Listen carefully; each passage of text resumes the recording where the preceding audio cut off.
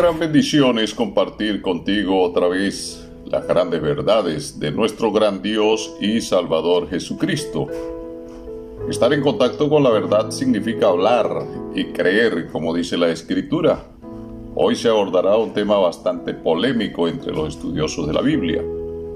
¿Hay condenación y para quiénes? Leo en el nombre de Jesús, Romanos capítulo 8, versículo 1. Ahora pues, ninguna condenación hay para los que están en Cristo Jesús, los que no andan conforme a la carne, sino conforme al Espíritu. Repetir este versículo y creerlo es muy sencillo, fácil. En la vida cristiana postmoderna del siglo XXI todo es light, es cuestión que lo declares. Esa es la nueva teología de la autoproclamación. Hermano, solo decláralo. Tremendo engaño, pues la Biblia no enseña nada de esas ideologías, ya que no son sino simplemente ideologías, ni siquiera son filosofías. Es un argot religioso, burda y barato, incoherente, que lo que hace es engañar a los simples y a los fatuos. Y es interesante abordar esta temática con los siguientes cuestionamientos.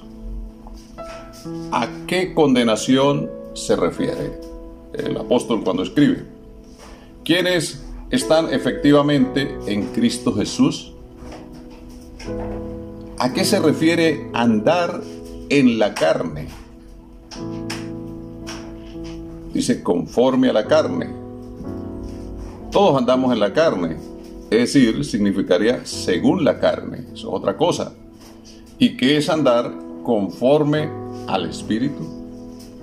Condenación es sinónimo de ser señalado, de ser acusado, de ser enjuiciado a causa de una acción, de una palabra o una actitud. Cuando dice ninguna condenación, se refiere al sentido más amplio. Incluso se hace trascendente y llega a referirse a lo espiritual. La afirmación que no habrá ninguna condenación o no habrá ningún señalamiento que implique juicio y dictamen en su contra tiene una sola condición: que esa persona está en Cristo. Muchos creyentes han pensado que la condenación no afectará sus vidas por estar en una organización religiosa que tiene la verdad.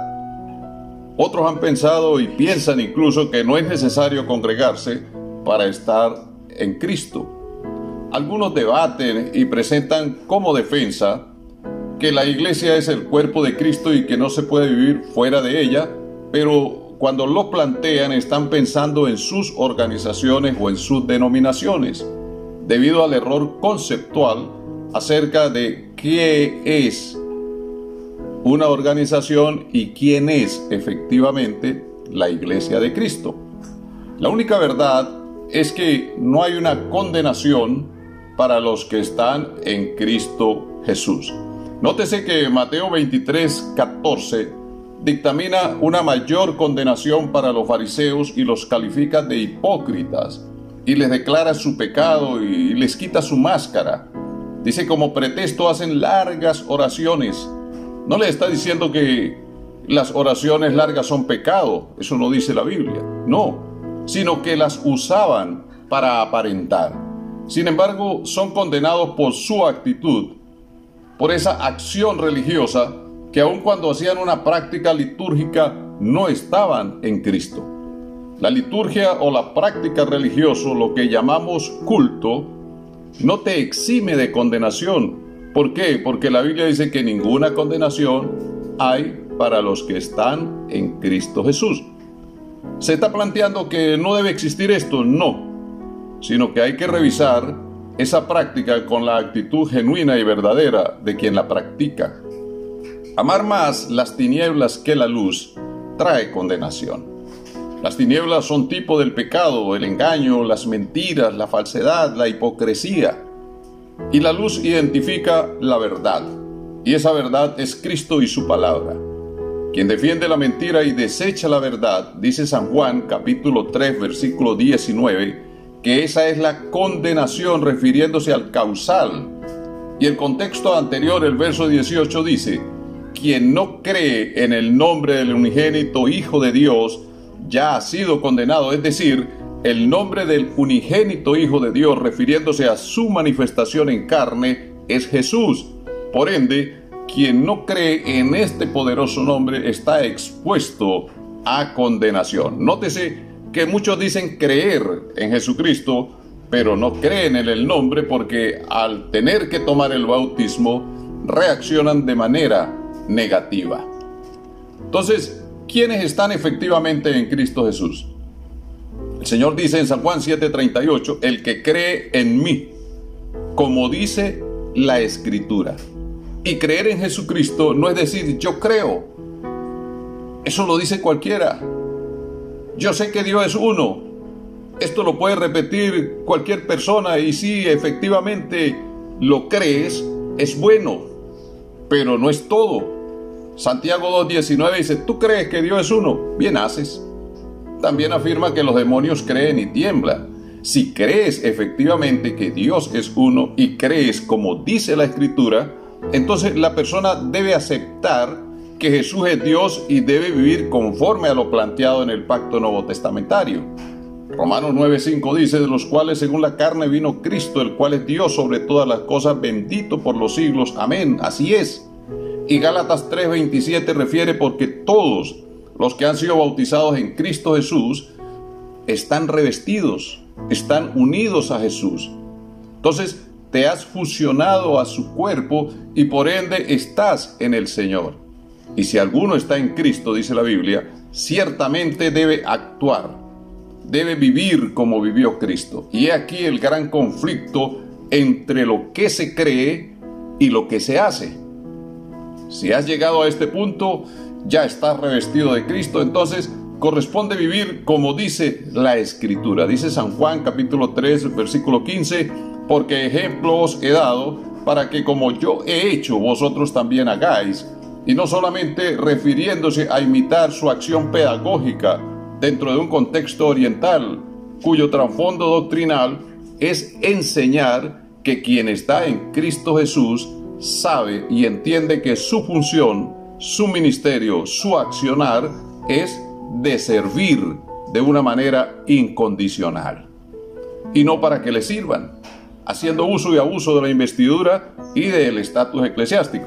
Acá queda entonces respondido el tercer cuestionamiento a que se refiere con respecto qué es andar según la carne y qué es andar en el Espíritu. Tristemente, los movimientos protestantes y neopentecostalistas han llegado a creer y por ende enseñan que vivir en el Espíritu es un acto místico, algo religioso, algo de extrema espiritualidad. Pero Jesús dice en San Juan 6:63 en la versión Valera del año 1602, las palabras que yo os he hablado son espíritu y son vida. Es decir, andar en el Espíritu es caminar por la vida, fundamentados, apoyados, acorde a la voz de nuestro Señor Jesucristo. Vivir en el Espíritu es algo real, es un estilo de vida conforme a la voz de Dios. ¿Qué se puede concluir? Que bíblicamente existe la condenación. No por el solo hecho de rechazar el nombre de Jesús en el bautismo, sino que aún, y ojo, aún estando bautizados en su nombre, pero si no vivimos en el Espíritu, es decir, si no vivimos conforme a la palabra de Dios, aun cuando seas un excelente moderador litúrgico, puedes estar expuesto a la condenación. Por eso es importante mantenerse en contacto con la verdad.